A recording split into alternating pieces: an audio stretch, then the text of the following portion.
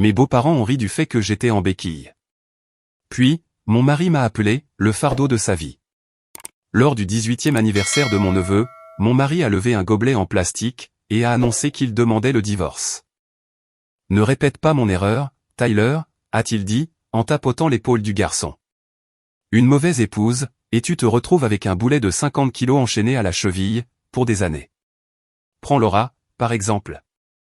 Il a fait un signe de tête dans ma direction, a souri comme s'il venait de faire une blague, et a ajouté, j'ai décidé de demander le divorce. Le salon est devenu si silencieux, que même le réfrigérateur dans la cuisine a semblé se taire. Quelqu'un a accidentellement tapé un gobelet en plastique, contre la table. J'ai été la première à applaudir. Je me suis levé, et j'ai battu des mains. Enfin, Marc, ai-je dit. Je commençais à m'inquiéter, de voir que tu ne trouverais jamais de courage. Ses yeux sont devenus petits et ronds, comme ces minuscules couvercles en plastique du stand à condiments. Tout a commencé par une peau de banane, devant la porte d'entrée de notre petite maison tranquille, dans la banlieue américaine. Si vous vous êtes déjà demandé combien de temps on peut vivre avec une jambe cassée à 3 endroits, et un mari brisé de la tête aux pieds, croyez-moi, la jambe est le problème le plus facile à gérer. Ce jour-là, je rentrais du travail à pied. Il ne me restait qu'un pâté de maison. Des pelouses bien entretenues, des poubelles impeccables, les chiens des autres, aux fenêtres des autres. D'une main, je tenais la laisse de Poppy. De l'autre, un sac de course. La peau de banane se trouvait pile devant notre immeuble. Un vrai cliché. Je l'ai vu. Je l'ai remarqué. Je me suis dit, qui fait ça, sérieusement? Ce n'est pas un dessin animé. Et pourtant, j'ai quand même marché dessus. Puis, il y a eu la glace, le ciel, un craquement, un cri. Le monde s'est brisé en 1000 morceaux. Le chien qui aboie, les sacs qui volent, la douleur qui explose le long de mes nerfs, et l'asphalte, froid et hostile, sous mon dos. Madame? Madame, vous m'entendez? A dit quelqu'un au-dessus de moi, une ombre avec un sac à dos géant. C'était Emma. Jeune, vêtue d'un sweat à capuche d'école et de basket, avec cette expression que les gens normaux réservent aux zombies. La panique d'abord, le plan d'action ensuite. J'ai appelé les urgences, a-t-elle dit, tenant déjà son téléphone. Ils sont en route. Ça fait très mal, n'est-ce pas? Juste un peu. J'ai expiré entre mes dents, fixant ma jambe, pliée dans un angle impossible. Ne la laissez pas s'enfuir. Elle, c'était Poppy. Un teckel marron avec un pédigré de chien de concours. Officiellement enregistré sous le nom de Hidden Meadows Princesse Poppy, et, officieusement, le seul investissement censé de toute ma vie. À ce moment précis, elle courait partout sur la pelouse, hurlant à l'univers. Je l'ai, a dit Emma, en attrapant la laisse. Qui dois-je appeler? Mon mari. Marc. Numérotation rapide. Le premier bouton. Elle a appuyé dessus. Allô? C'est le mari? A-t-elle demandé prudemment. Votre femme est tombée, près de votre immeuble. Nous sommes sur le point d'aller à l'hôpital. Je pouvais entendre sa voix, même sans haut-parleur. Ouais, c'est ça. Bientôt, tu vas me dire d'envoyer de l'argent au bureau du shérif. Gamine, il va falloir trouver quelque chose de plus original. Monsieur, ce n'est pas une blague, a répondu Emma, offensée. Elle ne peut pas se lever. Je vais passer le téléphone à un ambulancier. Gamine, raccroche, a répondu mon mari. Je vais appeler Laura moi-même. Il ne l'a pas fait. L'ambulance est arrivée vite. On n'apprécie jamais vraiment le système de santé américain, jusqu'à ce qu'on vous charge sur un brancard, devant vos voisins, pendant que votre chien hurle comme si vous l'abandonniez dans un refuge pour l'euthanasie. Près de l'entrée, Gail est apparue. C'est ma voisine du 3e étage, propriétaire d'un petit café, et d'un carlin nommé Frankie. C'est Laura? A-t-elle demandé en voyant Poppy. C'est son teckel. Je les connais. L'ambulancier détachait déjà la laisse. Vous êtes sa voisine? Pouvez-vous prendre le chien un moment? Bien sûr. Et je vais envoyer un message à sa mère. Elle vient parfois au café. N'écrivez pas à ma mère. Ai-je marmonné, à travers la brume de la morphine. Ma mère en a déjà assez à gérer. Juste. Poppy? Ne vous inquiétez pas, Poppy s'apprête à vivre une vie meilleure que la tienne, m'a rassuré Gail, en ramassant le chien d'un geste expert. Frankie et moi, on gère la situation. C'est ainsi que Poppy a emménagé chez la voisine, et que moi, j'ai été transféré à l'unité de traumatologie de l'hôpital général du comté. Je n'ai revu mon mari, qu'une fois installé là-bas. On m'a conduite dans une chambre, tard cette nuit-là. Un plâtre à la jambe, des bandages sur le bras, et la tête pleine de brouillard. Dans le coin, sur une chaise pliante, était assise ma mère, Linda. À côté d'elle, se trouvait mon beau-père, Gary. Il avait cette expression calme et solide que j'avais tant détestée autrefois, au point de me pousser à déménager. Trop stable. Trop fiable. Eh bien, salut, a dit maman, en s'essuyant les yeux. Tu as vraiment choisi la façon la moins économique, pour prendre un jour de congé. Tu aurais pu simplement envoyer un email à ton patron, pour dire que tu t'étais cassé la jambe, a acquiescé Gary. Mais c'est vrai, la peau de banane, ça a plus d'allure. J'ai souri en coin. Ça faisait mal. Marc est entré une demi-heure plus tard. Oh, tu es réveillé, a-t-il dit, comme s'il s'attendait au contraire. Alors, comment vas-tu? Fantastique, ai-je répondu. Le médecin dit que je serai prête pour les Jeux Olympiques, en un rien de temps. Maman lui a lancé le regard que l'on réserve à un cafard, trouvé dans sa salade. Nous pensions que tu viendrais directement aux urgences, a-t-elle dit. J'étais occupé, a répondu Marc en haussant les épaules. Nous étions sur le point de partir au lac, avec mes parents. J'ai pensé que c'était un de ces appels frauduleux. Tu sais, le genre, un de vos proches a eu un accident, envoyé de l'argent. C'est surprenant qu'il ne t'appelle jamais, ai-je glissé. Tu as de l'expérience dans le domaine. Il a fait semblant de ne pas entendre. Le médecin a dit que tu allais rester ici un moment. A-t-il poursuivi, fixant ses chaussures. Bon, ce n'est pas grave. Je peux te commander un truc sur DoorDash. Marc. Maman a posé sa tasse très doucement, mais très fermement. Elle va avoir besoin de vêtements, de chargeurs, de serviettes, de livres. Tu peux passer à la maison pour les lui apporter, n'est-ce pas? Tout de suite? Il avait l'air sincèrement choqué. Nous sommes déjà censés partir tôt. Avec la circulation, je pensais que vous resteriez avec elle. Maman a regardé Gary. J'y vais, a-t-il dit. Tu restes ici. Marc, ce n'est quand même pas difficile de faire un crochet par l'hôpital, en chemin, non? Bon, d'accord, a accepté mon mari.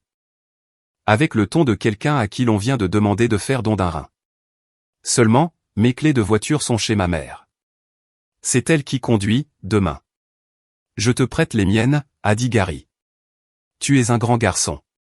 Tu vas t'en sortir. Marc l'a regardé, de la même manière que mon neveu Tyler regarde l'algèbre, puis il est parti. J'ai dormi toute la première journée. Ensuite, les petites guerres domestiques ont commencé. Marc s'est pointé le lendemain après-midi. Il a apporté un seul t-shirt, un chargeur, et un magazine vieux de 3 ans. Tu voulais un livre, a-t-il dit. Je voulais mes livres, ai-je rectifié. Ainsi que des chaussons, et un vrai pyjama. Eh bien, je ne savais pas où tu ranges tes affaires. Dans le placard, où les êtres humains rangent généralement leurs vêtements. Je ne voulais pas fouiller dans tes affaires, a-t-il dit, offensé. C'est personnel. Apparemment, la seule chose de personnel dans son monde, c'était son temps, et ce voyage au lac avec ses parents. Pendant ce temps, Gail m'envoyait des photos de Poppy. Sur l'une d'elles, Poppy était enroulée comme un bretzel sur le canapé, à côté de son carlin. Sur une autre, elle était assise sur un petit tapis, près d'une table de café. Avec le regard fier d'un chien qui dirait « Maintenant, je travaille ici ». Les photos étaient accompagnées de messages. Emma est passée, elle a apporté un jouet à Poppy. Ne stresse pas, on gère la situation. C'est ainsi que j'ai appris que l'écolière s'appelait Emma. Qu'elle vivait dans l'immeuble voisin, qu'elle avait un petit frère nommé Timmy, et une mère nommée Nathalie, qui passait au café de Gail, après son service. Pendant ce même laps de temps, mon mari a réussi à m'envoyer un seul SMS. Maman demande si ça te dérange que nous allions quand même au lac. Tout est déjà payé. J'ai répondu que cela ne me dérangeait absolument pas. Étant donné que j'étais cloué sur un lit d'hôpital, sous plâtre et sous opiacé. Puis, J'ai mis cette question de côté. Quand ils m'ont fait sortir, je ne suis pas rentré seul. Ma mère m'a ramené. Gary et moi viendrons à tour de rôle, a-t-elle déclaré. Et Emma s'est déjà portée volontaire pour promener Poppy. Mark nous a accueillis à la porte de l'appartement. Il avait l'air de quelqu'un qui venait d'être surpris en sous-vêtements. « Oh, vous êtes déjà là ?» a-t-il dit. Examinant les béquilles, puis maman, et enfin les sacs. Entrez. L'endroit était propre. Bizarrement propre. « Tu as fait le ménage ?» ai-je demandé. Ma mère est passée, a-t-il avoué. Ce n'était pas un gros effort pour elle. Bien sûr, rien n'était jamais un gros effort pour sa mère. Surtout si cela lui permettait de terminer la conversation par « Que feriez-vous sans nous ?» Elle s'appelait Brenda. C'était le genre de femme à dire « Je ne me mêle pas de votre vie ». Tout en discutant ouvertement du nombre d'enfants que vous devriez avoir, et à quel moment. Autrefois, c'était elle qui m'avait expliqué que Mark était un excellent parti. « Tu as déjà 28 ans, Laura. » m'avait-elle dit lors d'un dîner de famille, à l'époque où nous ne faisions que nous fréquenter. C'est un homme bien, il a un emploi stable, sa propre voiture, pas de fioritures. Ne le laisse pas s'échapper. J'étais, objectivement, un excellent parti, moi aussi. Ingénieur de conception dans une entreprise de fabrication, propriétaire de mon appartement acheté avant le mariage, diplômé avec mention. Dans son système de valeurs, cela ressemblait plus à des points de fidélité, accumulés au supermarché. C'est bien, mais ce n'est pas essentiel. C'est elle qui a insisté, pour que j'ajoute Mark sur le bail. Tu ne veux quand même pas que ton mari se sente comme un locataire, a dit Brenda. Vous êtes une famille. Tout doit être fait à 50-50. À l'époque, cela semblait raisonnable. Aujourd'hui, je regardais mes béquilles appuyées contre le mur. Et je me disais que la prochaine fois, je signerais tout ce qu'elle voudrait, tant que ce ne serait pas un bail. Vivre avec un plâtre, et un mari dont la phrase préférée est « de toute façon, tu es à la maison », est une forme très particulière de sport extrême. Mark se levait le matin, allumait la télé, buvait son café, et disait « Je t'aiderai bien pour le petit déjeuner, mais je dois filer au travail ». Il rentrait le soir, s'asseyait devant son ordinateur, et disait « J'irai bien faire les courses, mais tu es à la maison toute la journée de toute façon. Tu n'as qu'à te faire livrer. » Parfois, il ajoutait « Bon, je peux descendre les poubelles, si tu veux. » Dans un tel contexte, les gens qui étaient vraiment là pour m'aider, semblaient presque sortis d'un dessin animé.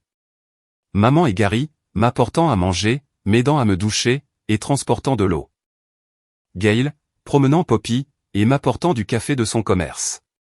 Emma, faisant ses devoirs sur la table de ma cuisine, sortant le chien, donnant des cours de maths à son petit frère, et m'enseignant, par la même occasion, la patience. Un soir, Gail m'a dit, presque d'un ton désinvolte, ma cousine est avocate spécialisée dans les divorces. J'espère que tu n'auras jamais besoin d'elle. Mais si c'est le cas, elle est féroce, dans le bon sens du terme. Je suis marié, ai-je répondu machinalement. J'avais remarqué, a rétorqué Gail, imperturbable. C'est bien pour ça que j'en parle. J'ai ri à ce moment-là, à l'époque. Brenda et Martin ne passaient pas souvent. Mais quand ils le faisaient, on s'en souvenait. Laura, tu dois comprendre que c'est très dur pour Mark en ce moment, disait Brenda. Elle me regardait comme si je m'étais cassé la jambe exprès, juste pour gâcher leur projet. Il court en permanence entre la maison et le travail. Entre le canapé et le frigo, avais-je envie de répondre. Mais je me suis tue. Et d'ailleurs, reprenait-elle. Nous avons un événement important qui approche. Tyler va fêter ses 18 ans. Nous avons loué une maison au bord du lac. Tu marcheras d'ici là, j'imagine? Avec des béquilles?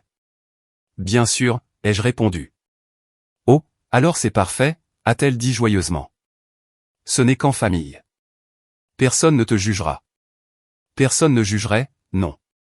Mais ils allaient certainement me regarder boiter avec des assiettes et des saladiers, comme s'il s'agissait d'un spectacle. Je savais déjà que Mark irait, quoi qu'il arrive. La seule question était de savoir si j'irais moi aussi. Et j'y suis allé. Voici la vérité. Je ne voulais pas offrir à Brenda un nouveau prétexte pour ses monologues interminables. Sur mon ingratitude, et sur la façon dont j'avais abandonné son petit-fils, pour le jour le plus important de sa vie. Dehors, il y avait des assiettes en carton, des chips, des sauces, des gobelets en plastique, et du vin en cubis. Sans oublier la liqueur artisanale de Martin, qu'il appelait de l'agneau, et qu'il versait fièrement dans des bocaux en verre. Je me suis assise à la table, m'accrochant à ma béquille comme à un mât. Et j'ai compté le nombre de fois où Brenda a répété « Nous faisons tout pour toi ». Mark courait autour du barbecue, se prélassant dans son rôle de seigneur du feu. Tyler, grand, maigrichon, et collé en permanence à son téléphone, faisait de son mieux. Il essayait de faire croire qu'être le centre de l'attention n'était pas la pire chose au monde. Alors, Laura. Martin s'est laissé tomber à côté de moi. Tu penses déjà à avoir des enfants? Je pense surtout à ne pas me casser l'autre jambe, ai-je répondu. Les enfants. Plus tard. Vous ne devriez vraiment pas traîner, est intervenue Brenda. L'horloge biologique, tout ça. J'ai regardé mes béquilles. Je me suis dit qu'il n'y avait pas qu'une seule chose, qui faisait tic-tac. Quand tout le monde eut mangé, Mark s'est levé, son gobelet à la main. Bon, a-t-il dit. J'ai un petit discours, moi aussi. Les têtes se sont tournées. Tyler, ne te précipite pas dans le mariage. Étudie, travaille, voyage. Une mauvaise épouse, et tu te retrouves enchaîné à un boulet, pour des décennies. Il a souri de toutes ses dents. Comme moi. Il s'est tourné vers moi. Laura, ici présente, est mon boulet. Quelqu'un a ri nerveusement. Et sur ce, a-t-il poursuivi en levant son verre, j'ai décidé de demander le divorce. Le silence était si pesant, que je pouvais entendre quelqu'un ouvrir une bière, derrière la maison. Je me suis levé. L'effort m'a bien pris 1 minute, tandis que Martin marmonnait, « Oh, allez, juste une gorgée, ce n'est pas si fort. » Mais je suis resté debout, bien droite. Et j'ai applaudi. Mark, ai-je dit. Merci d'avoir enfin trouvé le courage, de dire tout haut, ce que tu fais en cachette depuis un moment. Qu'est-ce que ça veut dire? Il a cligné des yeux. Je veux dire. Je me suis tourné vers la table. Quand la valise de voyage d'affaires de votre mari contient un soutien-gorge en dentelle qui n'est absolument pas à votre taille. Plus une carte cadeau pour un hôtel, et un reçu pour 2 cafés à emporter. Généralement, ce n'est pas une réunion de vente. Quelqu'un a laissé tomber une fourchette. Laura, a sifflé Brenda. On ne lave pas son linge sale en public. Ce n'est pas en public, ai-je répondu. C'est votre maison de location, au bord d'un lac paumé de l'Indiana. Tyler me fixait avec l'expression de quelqu'un qui vient de réaliser que les adultes n'ont aucune idée de ce qu'ils font. Le divorce me convient parfaitement, Mark, ai-je dit à mon mari. Si tu veux, tu peux considérer ça comme un cadeau, pour Tyler. Pour son anniversaire, sa famille a enfin arrêté de mentir. J'ai posé mon gobelet sur la table, j'ai attrapé ma béquille, et je suis sorti sur le porche. J'ai respiré l'air du lac et l'odeur de la viande grillée, puis je me suis dirigé vers la voiture. Gary m'a ramené à la maison. Poppy m'a accueilli à la porte, comme si je rentrais d'une mission militaire. Ce qui, d'une certaine manière, était le cas. Le lendemain, une délégation s'est présentée à ma porte. Devant, il y avait Mark. Derrière lui se trouvaient Brenda, Martin, sa sœur Tracy, et le garçon dont c'était l'anniversaire, Tyler en personne. Il avait l'air de vouloir être n'importe où, sauf ici. Nous sommes venus parler comme des gens civilisés, a déclaré Brenda, dès que j'ai ouvert. Pour ne pas avoir à traîner cette affaire devant les tribunaux.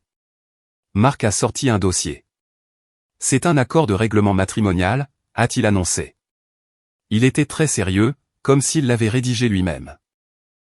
Une séparation des biens à l'amiable. Je les ai fait asseoir dans le salon, et j'ai pris place en face d'eux. Poppy s'est glissée sous ma chaise, et a commencé à grogner doucement.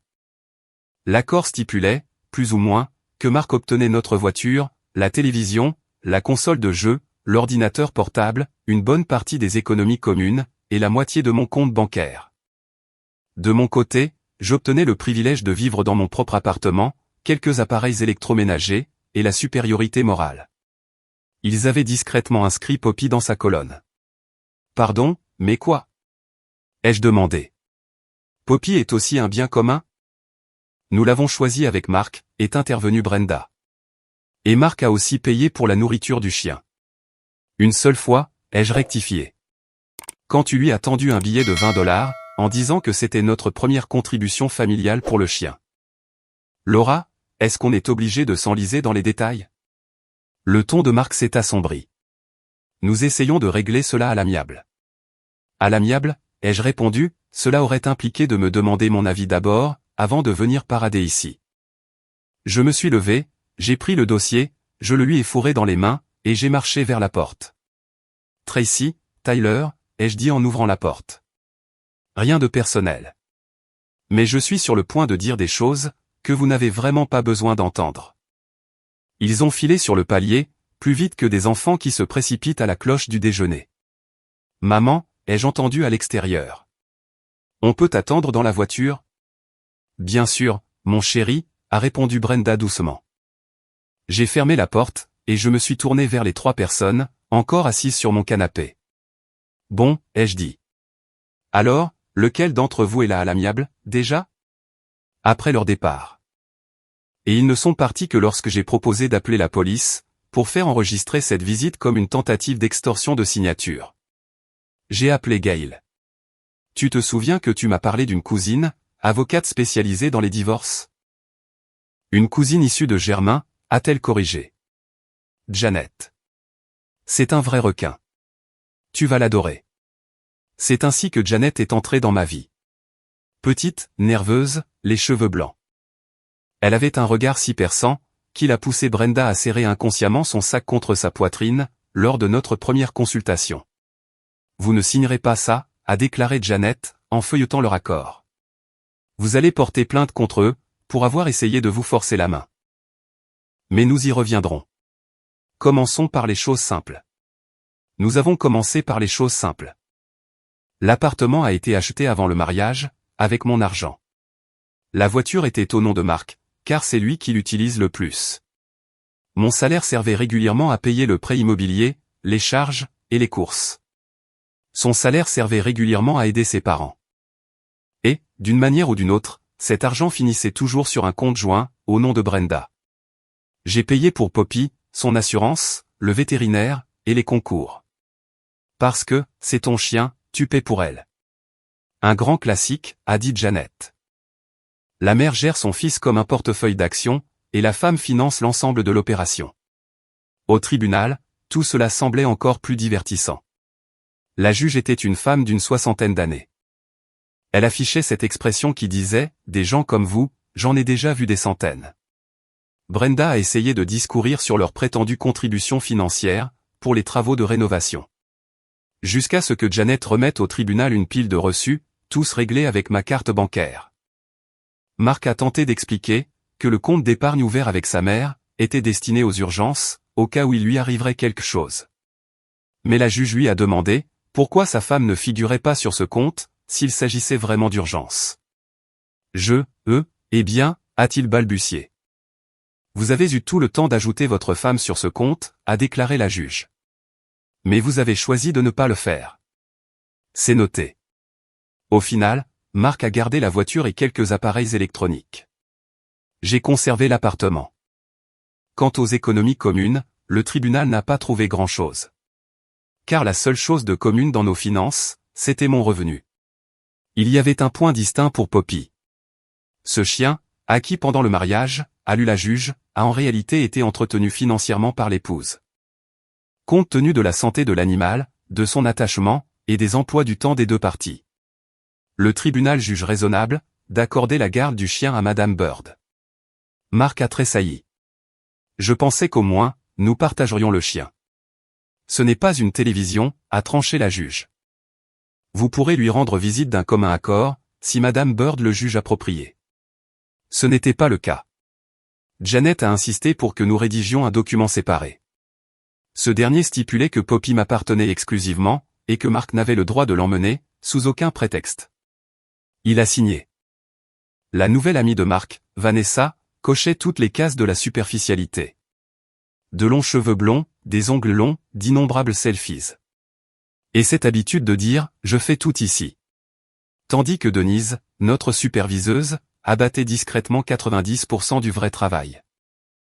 Selon Tracy, que je croisais de temps en temps au rayon des produits laitiers, le plan de Vanessa ressemblait à cela. Nous allons déménager dans une maison plus grande, il m'achète une voiture, et nous aurons une piscine. Mais la réalité ressemblait plutôt à une petite location, près d'une route très fréquentée. Et à cette vieille berline, que Marc avait tant lutté pour conserver au tribunal. Elle se plaint tout le temps, a chuchoté Tracy, debout entre le lait et les yaourts. Elle dit que Marc lui a promis une vie de château. Mais il a constamment des problèmes d'argent. Certaines personnes ont des problèmes d'argent. D'autres ont des problèmes de mémoire. Comme le fait d'oublier que l'argent ne pousse pas sur le mot « promis ». Il découle du mot « travail ». Je m'en fichais éperdument. Ma vie, de manière inattendue, avait pris un tout autre tournant. Maman et Gary m'ont aidé à réaménager l'appartement. Pour qu'il s'adapte à ma vraie façon de vivre.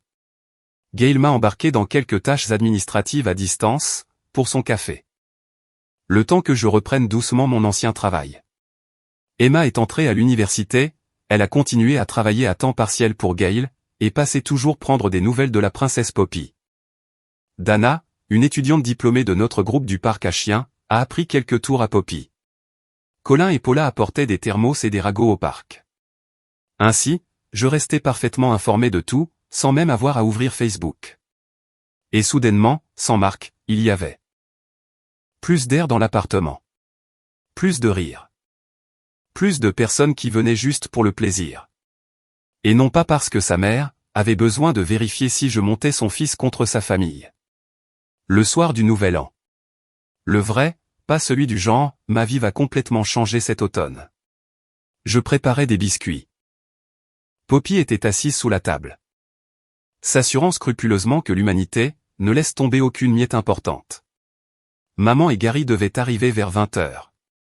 Emma avait juré de traîner Timmy ici, pour la chute de la boule lumineuse. Ce qui, dans notre cas, signifiait regarder la célébration de Times Square à la télévision. Quelqu'un a sonné à la porte.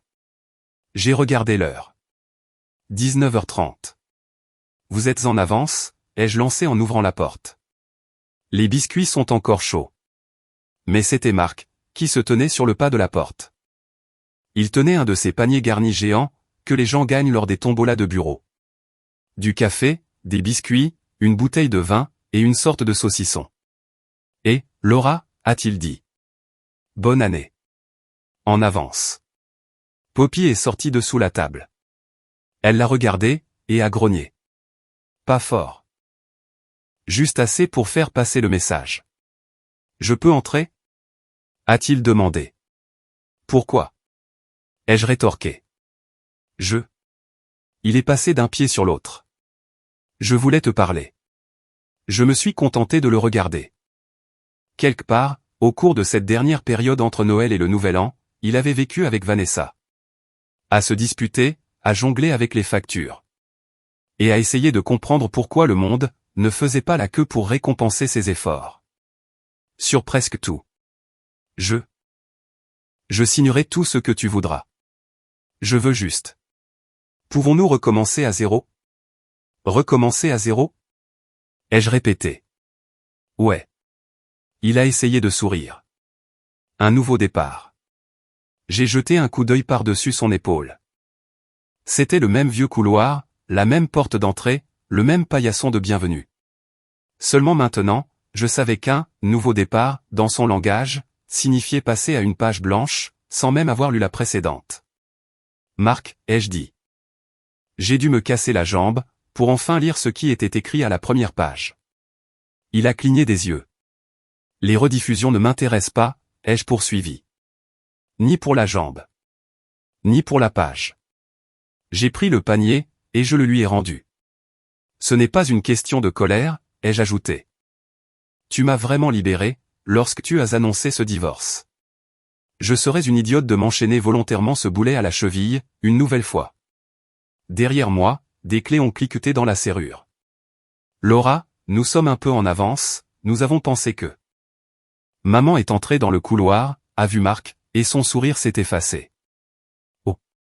On est à l'heure? A demandé Gary, en observant la scène. Le timing est parfait, ai-je répondu. J'ai reculé, mais je n'ai pas ouvert la porte davantage. Bonne année, Marc, ai-je dit. J'espère sincèrement que l'année prochaine, tu apprendras à faire la différence entre les gens qui t'aiment et ceux qui t'utilisent. A-t-il commencé. Et j'espère aussi, ai-je ajouté.